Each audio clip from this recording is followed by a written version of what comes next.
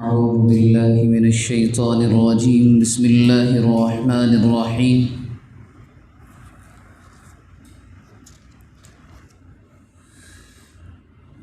أم كنتم شهداء إذ حضر يعقوب الموت إذ قال لبنيه ما تعبدون من بعدي قالوا نعبد إلهك وإله آبائك إبراهيم وإسماعيل وإسحاق إلها واحدا ونحن له مسلمون تلك أمة قد خلت لها ما كسبت ولكم ما كسبتم ولا تسألون عما كانوا يعملون وقالوا كونوا هودا أو نصارى تهتدوا قل بل ملة إبراهيم حنيفا وما أنا من المشركين قولوا آمنا بالله وما أنزل إلينا وما أنزل إلى إبراهيم وإسماعيل وإسحاق ويعقوب والأسباط وما أوتي موسى وعيسى وما أوتي النبيون من ربهم لا نفرق بين أحد منهم ونحن له مسلمون فإن آمنوا بمثل ما آمنتم به فقد اهتدوا وإن تولوا فإنما هم في شقاق فسيكفيكهم الله وهو السميع العليم.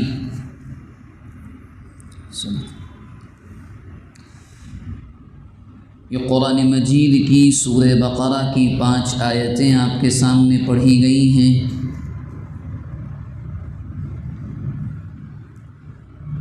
جیسا کہ ہم جانتے ہیں کہ اس سے پہلے درس میں سابقہ ہفتے میں جو بات چل رہی تھی وہ یہ تھی کہ حضرت ابراہیم علیہ السلام کے ذکر کے ذریعے سے اس بات کو صاف کیا گیا تھا کہ اللہ کے نبی جو دین اور مذہب لے کر آئے ہیں وہ کوئی نیا نہیں ہے، بلکہ حضرت ابراہیم علیہ السلام کا جو دین تھا، جو ملت حضرت ابراہیم کی تھی، اسی کو لے کر اللہ کے نبی آئے ہیں، اسی کی تجدید کے لیے آئے ہیں.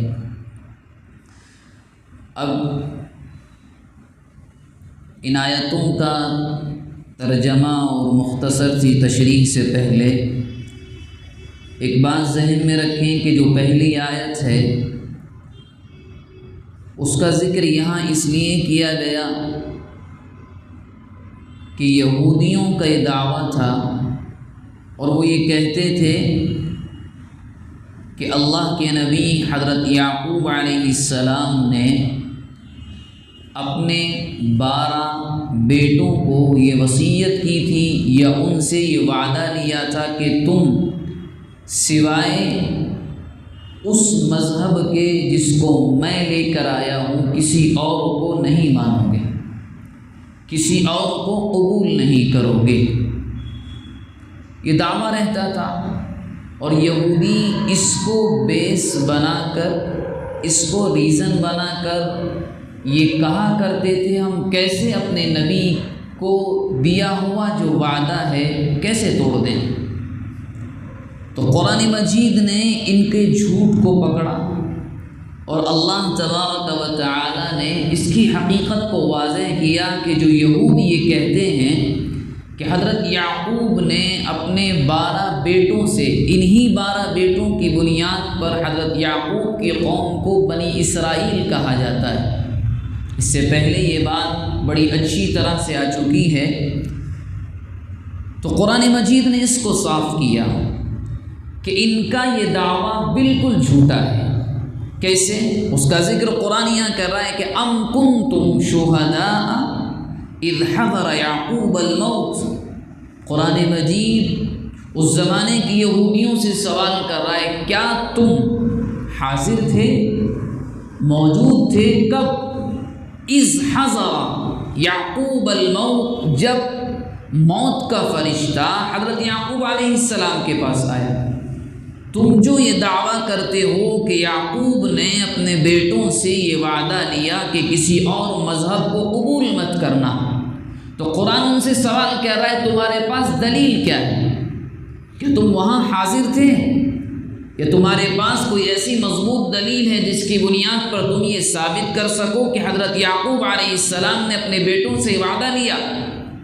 جب ان کے موت کا وقت قریب آیا، اس کے بعد قرآن مجید کا جو مزاج ہے اس قرآن خود جواب دے رہا ہے کہ سنو، تمہارا جو دعویٰ ہے ایک طرف اور سچائی کیا ہے وہ سنو، کہ جب موت کا فرشتہ حضرت یعقوب علیہ السلام کے پاس آیا تو کیا بات چیت ہوئی تھی؟ اس بات چیت کو قرآن نے ذکر کیا، کیا کہہ کر؟ اذ قال لبنیہ ما تعبدون من بعدی، کہ اس وقت حضرت یعقوب نے اپنے بیٹوں سے ایک سوال کیا تھا، ما تعبدون من بعدی، میرے جانے کے بعد، میرے انتقال کے بعد تم کس کی پرستش کرو گے، کس کی عبادت کرو گے؟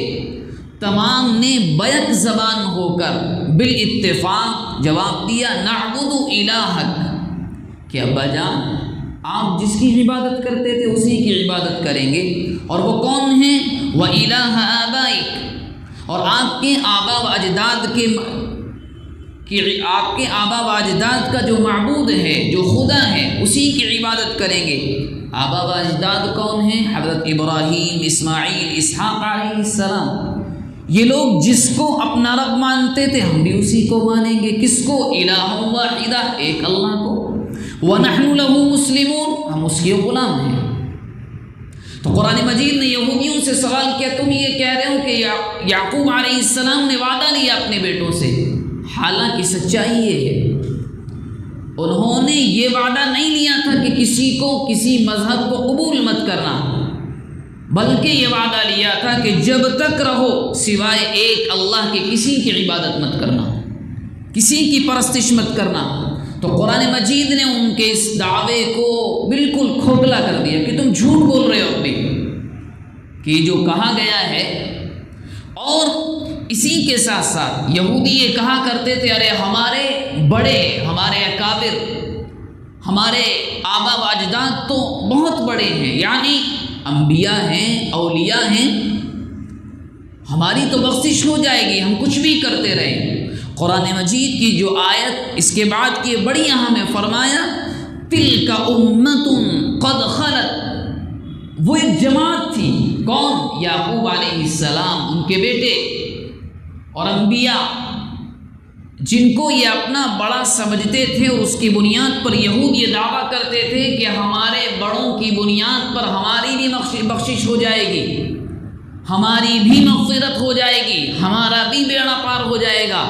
چاہے اب کوئی یہ سمجھے کہ ہم تو کسی کے دامن کو پکڑے ہوئے، ہمارا بھی بیڑا پار ہو جائے گا۔ تو قرآن مجید کہہ رہا ہے کہ سنو، تلک امۃ، وہ ایک جماعت قد خلت، گزر گئی، وہ چلے گئے، وہ اپنی قبروں میں ہیں، لہا ما کسبت، جو اعمال انہوں نے کیے ان کا نتیجہ ان کے سامنے کل قیامت کے دن آئے گا۔ وَلَكُمْ مَا كَسَبْتُمْ، اور جو اعمال تم کرو گے اس کا نتیجہ تمہارے سامنے کل آئے گا۔ جس نے جو یہاں اس دنیا میں، اس دار العمل میں جو کمایا ہوگا کل قیامت کے دن سامنے آئے گا وہ۔ اور یہ حقیقت ہے، اللہ کے نبی علیہ الصلاۃ والسلام نے بھی اس کو کئی مرتبہ کہا ہے، اور قرآن مجید نے بھی اس کو صاف کہا ہے کہ کوئی کسی کے کام نہیں آئے گا، کسی کی نیکیوں کی بنیاد پر کسی کی بخشش نہیں ہوگی۔ یہ وعدہ، یہ اصول کب تک ہے؟ یہ جب تک ہے، مثال کے طور پر کسی خاندان میں بڑے بڑے لوگ ہوں دینی اعتبار سے، اگر ان بڑے لوگوں کی اولاد صحیح راستے پر ہو، صحیح عقیدوں کی ماننے والی ہو، تو بڑوں کی شفاعت کی بنیاد پر بخشش ہو جائے گی۔ لیکن اگر اولاد ہی کا عقیدہ خراب ہو، چال چلن خراب ہو، صراط مستقیم پر نہ ہو، تو کس بیس پر ہوگی شفاعت قبول؟ کس بیس پر بخشش ہوگی؟ تلک امۃ قد خلت لہا ما کسبت ولکم ما کسبتم۔ قرآن مجید یہ سمجھانا چاہ رہا ہے کہ تم جن کو اپنا بڑا سمجھتے ہو وہ تمہارے بڑے ہیں، لیکن تمہاری بداعمالیوں کا نتیجہ تمہیں بھگتنا ہوگا۔ ان کی اچھائیوں کی بنیاد پر تمہیں جنت نہیں ملے گی۔ باپ ایمان والا ہو اور بیٹا اللہ کا انکار کر دے، اور بیٹا کہتا رہے نہیں ابا جان تو ہمارے مومن ہیں، جنت ہمیں بھی ملے گی، یہ قانون نہیں ہے۔ یہ اصول تب تک چلتا ہے جب بچے بھی صحیح راستے پر ہوں، جب نسل بھی صحیح راستے پر ہو۔ دعویٰ یہ کرتے رہے نہیں ہمارے پیر صاحب کی بنیاد پر ہماری مغفرت ہو جائے گی، فلاں ولی کی بنیاد پر ہماری مغفرت ہو جائے گی. تو قرآن کہہ رہا ہے تلک امۃ قد خلت لہا ما کسبت ولکم ما کسبتم. اور قرآن نے اسی کو دوسری جگہ کہا ولا تزر وازرۃ وزر اخری. ایک کی بنیاد پر دوسرے کا مسئلہ نہیں چلنے والا. خاندان کے بڑے علماء ہیں، بیٹا بے راہ روی پر ہے، غلط راستے پر ہے، اعمال ایسے کہ نمازیں نہیں، مال ہے وہ حرام کا، اور وہ یہ سمجھنے لگے ہماری بخشش ہو جائے گی. آپ اندازہ کریں اللہ کے نبی علیہ الصلاۃ والسلام نے ایک مرتبہ اپنے قبیلے قریش میں بنو ہاشم سے ایک مرتبہ یہاں تک ارشاد فرمایا اے بنو ہاشم خوب نیکیاں کر لینا. یہ اللہ کے نبی کا ارشاد ہے، اپنے خاندان سے فرما رہے ہیں اے بنی ہاشم خوب نیکیاں کما لینا، کہیں ایسا نہ ہو کہ تم اپنے آپ کو میری طرف منسوب کر کے کل قیامت کے میدان میں تمہارے پاس کوئی نیک عمل نہ ہو اور تم اللہ کی بارگاہ میں آ کر کہو نہیں ہمارے خاندان میں تو نبی آیا تھا، اس کی بنیاد پر ہمیں بھی جنت ملنی چاہیے. اور اللہ کے نبی نے فرمایا کہیں ایسا نہ ہو کہ تمہارے پاس کوئی نیک عمل نہ ہو اور میں منع کر دوں کہ میرا ان سے کوئی تعلق نہیں ہے. میں یہ بات آپ کو سمجھانے کی کوشش کر رہا ہوں کہ دماغ کے اندر اس بات کو بٹھا لینا کہ ہمارے بڑے تو بڑے نیک تھے، ہم جو چاہیں کرتے رہے. قرآن اس کا انکار کر نہیں. لہا ما کسبت، جو وہ کما کر گئے اس کا نتیجہ ان کو ملے گا، اور جو تم کر رہے ہو وَلَكُمْ مَا كَسَبْتُمْ، تمہارے اعمال تمہارے ساتھ ہوں گے. وَمَن يَعْمَلْ مِثْقَالَ ذَرَّةٍ خَيْرًا يَرَهُ، کوئی اگر ذرہ برابر بھی نیکی کرے گا رائی کے دانے کے برابر اس کا بدلہ اس کو ملے گا. وَمَن يَعْمَلْ مِثْقَالَ ذَرَّةٍ شَرًّا يَرَهُ، کسی نے اگر ذرہ برابر بھی گناہ کیا ہوگا اس کا بدلہ اس کو ملے گا.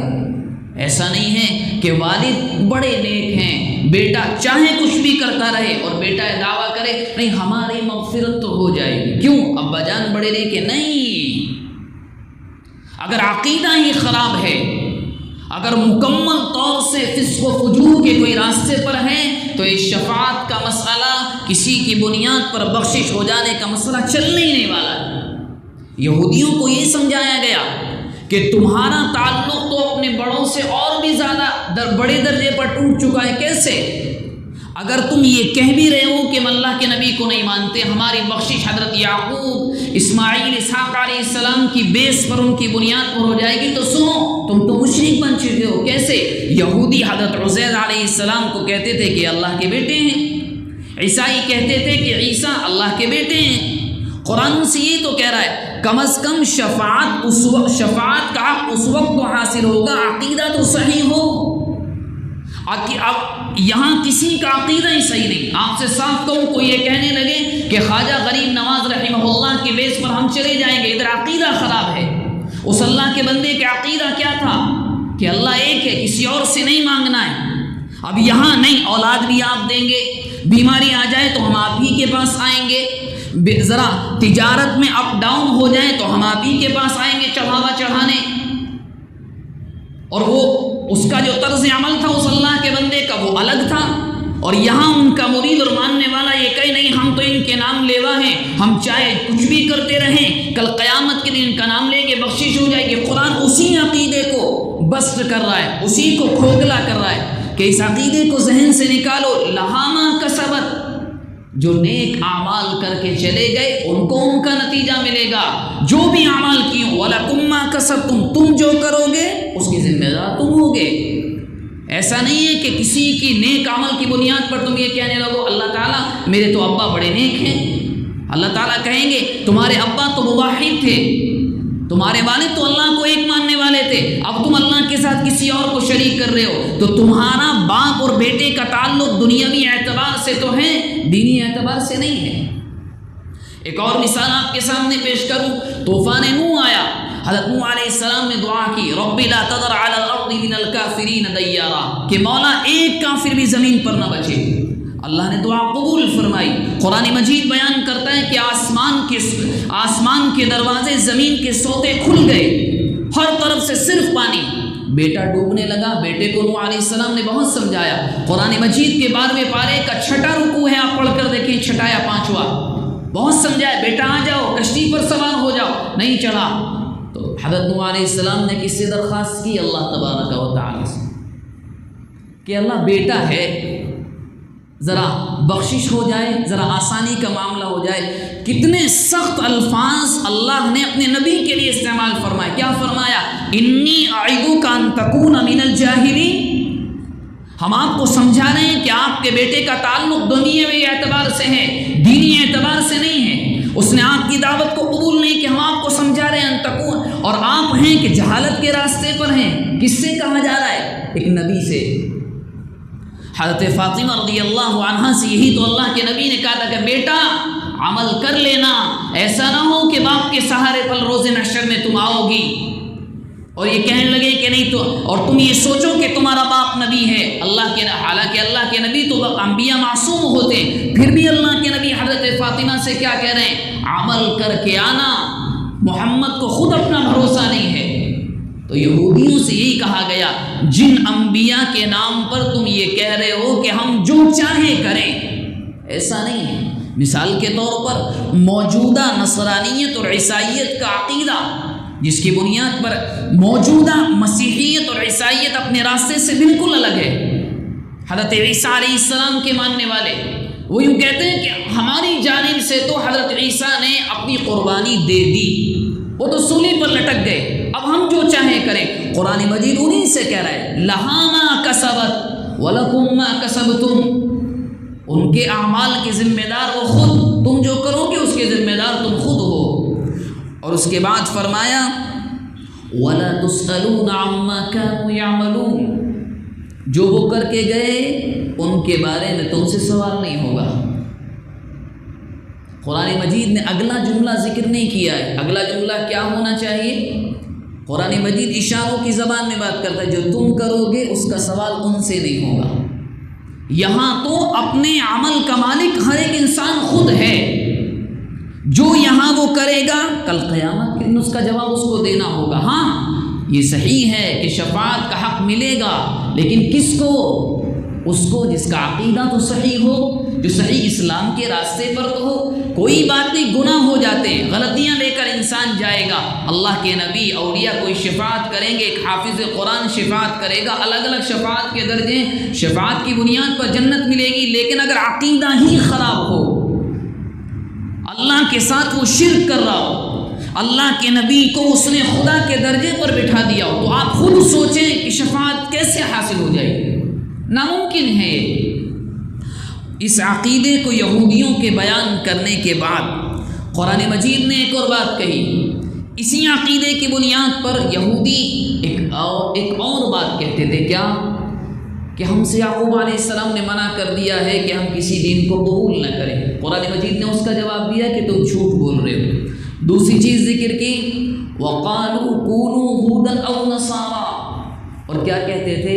مسلمانوں سے، نئے نئے جو مسلمان ہوتے تھے ان سے کہتے تھے، ارے تمہیں معلوم نہیں ہے ہمارے نبی نے ہم سے کہا کہ تم اسی دین پر رہنا، تو گویا ہمارا دین ہی برحق ہے، اب تم کیا کرو؟ مسلمانوں سے کہتے تھے کونوا ہودن او نصارا، عیسائی کہتے تھے عیسائی بن جاؤ، یہودی کہتے تھے یہودی بن جاؤ۔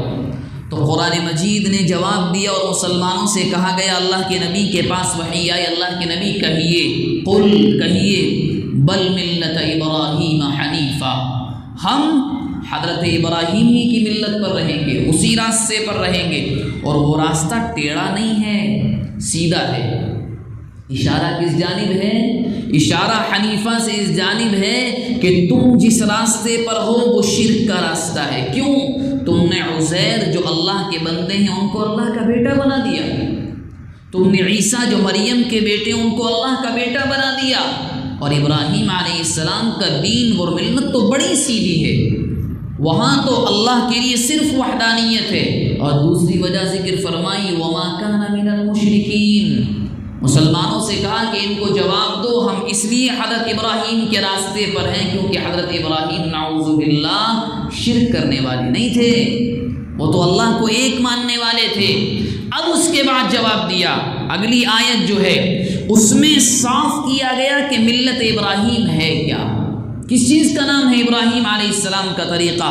تو کہا گیا کہیے قولوا آمنا باللہ کہ یہودیوں عیسائیوں سنو ہم ایمان لائے اللہ پر، وما انزل الینا اور اس پر جو ہمارے پاس بذریعہ وحی آیا ہے، وما انزل الی ابراہیم اور جو بھیجا گیا ابراہیم اور اسماعیل اور اسحاق اور یعقوب والاسباط اور یعقوب علیہ السلام کی اولاد کی جانب، ہم ہر چیز پر ایمان رکھتے ہیں.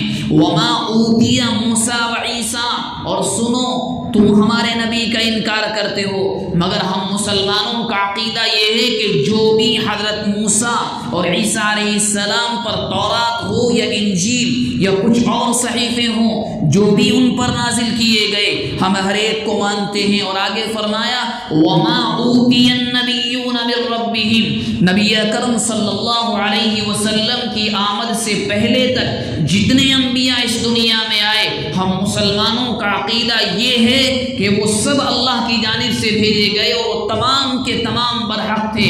جیسا موقع آیا، جیسی ضرورت پڑی، اللہ تبارک و تعالیٰ نے ایسے بھیجا. ہم ہر ایک نبی کو برحق مانتے ہیں. یہ ہے ملت ابراہیم کہ جہاں اس بات کو سکھایا جاتا ہے ہر آسمان سے آنے والی کتاب برحق، ہر اللہ کی جانب سے بھیجا گیا نبی برحق، جو بھی اس کو اللہ کی جانب سے دیا گیا وہ سچا ہے 100%، اس میں کوئی شک کی گنجائش نہیں. اور کہا تو ان سے یوں کہو لا نفرق بین احد منہم، ہم کوئی فرق نہیں کرتے. کیسا؟ یہودیوں کہتے ہیں کہ عیسائی کچھ بھی نہیں ہے، یہ صحیح راستے پر نہیں ہے. عیسائی کہتے ہیں یہودی صحیح راستے پر نہیں ہے. دونوں مل کر ہمیں کہتے ہو کہ مسلمان صحیح راستے پر نہیں ہیں. تو جواب دیا گیا مسلمانوں تم یوں کہو لا نفرق بین احد منہم، تمہارے نبی ہوں کہ ہمارے نبی، ہم کوئی فرق نہیں کرتے. تمام انبیاء بالکل برحق ہیں، اللہ کی جانب سے بھیجے گئے ہیں. تم محمد صلی اللہ علیہ وسلم کو نبی ماننے کے لیے تیار نہیں ہو. ہم یہ کہتے ہیں کہ تمہارے جو نبی ہیں وہ بھی برحق ہیں، وہ بھی اللہ کی جانب سے آئے، اور ہمارے جو نبی ہیں وہ بھی برحق ہیں. ہم کسی کے درمیان کوئی فرق نہیں کرتے. وَنَحْنُ لَهُ مُسْلِمُونَ، اور ہم تو اللہ کے مطیع اور فرما بردار ہیں، ہم تمہاری بات نہیں مانیں گے.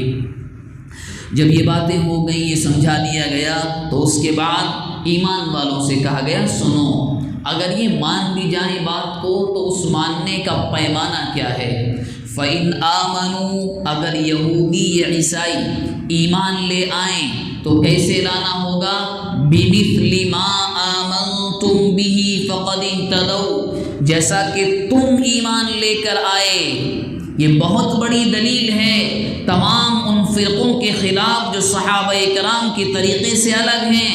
کیا کہہ رہا ہے قرآن؟ صحابہ اللہ کے نبی اور صحابہ سے کہا گیا یہودیوں کا اور عیسائیوں کا ایمان اس وقت معتبر ہوگا کہ جب وہ اس طریقے پر ایمان لے کر آئیں جیسا کہ صحابہ لے کر آئے ہیں. اب اگر کوئی صحابہ کے طریقے سے الگ ہی دین پر چل رہا ہو، اس کے ماننے اور ایمان لانے کا طریقہ ہی الگ ہو، آپ خود فیصلہ کریں. قرآن کہہ رہا ہے کہ قابل اعتبار ہی نہیں ہے. بِمِثْلِ مَا آمَنْتُمْ بِهِ فَقَدِ اهْتَدَوْا، تمہارے طریقے پر ایمان لے کر آگے فَقَدِ اهْتَدَوْا، بالکل ہدایت پر آ جائیں گے. وَإِن تَوَلَّوْا، اگر رخ کو پھیر لیں نہ مانیں، فَإِنَّمَا هُمْ فِي شِقَاقٍ، یہ ضد پر ہی رہیں گے. اور آگے مسلمانوں کو خوشخبری سنائی اگر رخ پھیر لیں، ہٹ دھرمی پر رہیں کہ نہیں مانیں گے مت مانو. قرآن کہہ رہا ہے گھبراؤ مت. فَسَيَكْفِيكَهُمُ اللَّهُ، اللہ کے نبی سے کہا گیا اللہ کے نبی یہ بنو قریظہ والے، بنو نذیر والے جتنے قبیلے مدینہ منورہ میں تھے یا عیسائی تھے، جو بھی آپ کی مخالفت کرتے تھے، کبھی کبھی اللہ کے نبی کا دل رنجیدہ ہوتا تھا. تو قرآن نے کہا گھبرائیے مت. فَسَيَكْفِيكَهُمُ اللَّهُ، آئے گا قریب کا زمانہ، تمہاری جانب سے اللہ ان کے لیے کافی ہے. اور بہت سے مفسرین کرام ذکر کرتے ہیں کہ اس میں اشارہ تھا اس جانب کہ بنو نذیر کو نکالا جائے گا، بنو قریظہ والوں کو نکالا جائے گا. اور ایسا ہوا. خیبر والوں کو وہاں سے نکالا جائے گا، اور ایسا ہوا جیسا قرآن نے ذکر کیا کہ اللہ تمہاری طرف سے کافی ہوگا۔ کیوں؟ وَهُوَ السَّمِيعُ الْعَلِيمُ، وہ تمہاری دعاؤں کو سنتا ہے، علیم، وہ تمہارے حالات کو جانتا ہے، چاہے کتنی ہٹ درمی پر یہ دیں، نہ مانے مت مانو، ماننا ہے صحابہ کے طریقے، جیسے صحابہ نے اللہ کے نبی کے ہاتھ پر بیعت کی، ایمان لے کر آئے، ہر چیز کو مان لیا، ایسے مانو اگر ماننا ہے، یہی طریقہ ہے۔ نہ جانے دنیا میں کتنے فرقے، نہ جانے کتنے، اور یاد رکھیں اس آیت سے بہت سے مفسرین اکرام ذکر کرتے ہیں کہ یہ ثابت ہوتا ہے کہ صحابہ اکرام کی مقدس جماعت یہ وہ کڑی ہے، اگر کسی نے اس کو ہٹانے کی کوشش کی یا اگر نہیں بھی ہٹایا، ان کو کمزور کرنے کی کوشش کی، یہ ناممکن ہے کہ وہ اللہ کے نبی کی صحیح تعلیم سے واقف ہو سکے، ناممکن ہے۔ کیوں؟ صحابہ کرام کی جماعت وہ ہے کہ جس نے براہ راست علم قرآن، علم حدیث، یا یوں کہہ لیں کہ کتاب و سنت کے علم کو سیدھے بغیر کسی واسطے کے اللہ کے نبی سے لیا ہے۔ اب آپ خود اس کا جواب دیں کہ ان سے زیادہ بہتر قرآن اور حدیث کو سمجھانے والا کوئی ہو ہی نہیں سکتا، کوئی بھی نہیں ہو سکتا۔ ان صحابہ سے تابعین نے لیا، پھر تبع تابعین نے لیا، پھر فقہاء، مفسرین، محدثین، ائمہ اعظام نے لیا، انہی کے واسطے سے یہ علم پہنچا ہے۔ اب اگر بہت سی جماعتیں، اگر کوئی انہی اسی جماعت کے اوپر انگلی اٹھا دے تو آپ خود سوچیں اس کے دین کا کیا اعتبار ہوگا۔ وہ شک تو وہیں سے پیدا ہو گیا جب صحابہ اکرام ہی کو کمزور کر دیا جائے۔ رافضیت کا جو رد کیا جاتا، کیوں؟ اسی بنیاد پر کہ انہوں نے صحابہ اکرام کی جماعت ہی کو نکال کر پھینک دیا۔ شیعیت کا رد اسی بنیاد پر کیا جاتا ہے۔ اور بھی بہت سی جماعتیں جو بڑی آسانی سے کہہ دیتی نہیں یہ تو عمر نے شروع کیا تھا، یہ تو ابو بکر نے شروع کیا تھا۔ مثال کے طور پر عید قربان کا بھی موقع آئے گا، بہت سے لوگ یہ کہتے ہیں کہ حضرت ابو بکر اور عمر قربانی نہیں کرتے تھے، بہت سے لوگ یہ کہتے ہیں وہ تو قربانی نہیں کرتے تھے، ہم کیوں کریں؟ الگ الگ سلسلے میں یہ دلائل دیے جاتے ہیں۔ تو کہنے کا مقصد یہ ہے، عرض کرنے کا مقصد یہ، اگر صحابہ کرام کی یہ جماعت کسی نے اس کو ہٹانے کی بیچ میں سے کوشش کی یا اس کو کمزور کرنے کی کوشش کی، کمزور کس طریقے پر؟ انہوں نے یہ کہا ہے سمجھ میں نہیں آ رہا ہے، ہماری رائے اس سے بہتر معلوم ہوتی ہے۔ بہت یہ موجودہ زمانے میں اتنا چل رہا ہے کہ اللہ رحم فرمائے، جس کی سمجھ میں، جس کے پاس ذرا سا علم آیا وہ یہ سوچتا ہے کہ نعوذ باللہ کہ ان کی تو کوئی حیثیت نہیں، حالانکہ ان کے بغیر تو یہ مذہب پہنچ بھی نہیں سکتا یہاں تک۔ اگر مثال کے طور پر اگر انہی پر، اسی مبارک جماعت پر انگلی اٹھائی جانے لگے تو قرآن بھی تو اسی نے جمع کیا، احادیث کے راوی بھی تو رہی ہیں۔ اگر فاؤنڈیشن کمزور پڑ گئی، عمارت کی بنیاد کمزور پڑ گئی تو عمارت تو ڈھہ جائے گی، عمارت کا تو کوئی وجود ہی نہیں رہے گا۔ قرآن مجید نے صاف کہہ دیا، کوئی بھی اگر راہ راست پر آنا چاہتا ہے بِمِثْلِ مَا آمَنْتُمْ، جیسے تم ایمان لے کر آئے، جیسے تم نے مانا مان لے گا، فَقَدِ اهْتَدَوْا، وہ راہ راست پر ہم اس کو مان لیں گے، اور اگر نہیں مانتا ہے تو یہ اس کی قسمت ہے۔ بہرحال یہ چند آیتی تھی جو باتیں ان کے درمیان آئیں، دعا فرمائیں کہ اللہ تبارک و تعالی جو بھی باتیں ان آیتوں کے ذریعے سے ہم تک پہنچیں، اللہ ان پر عمل صالح کی توفیق مرحمت فرمائے۔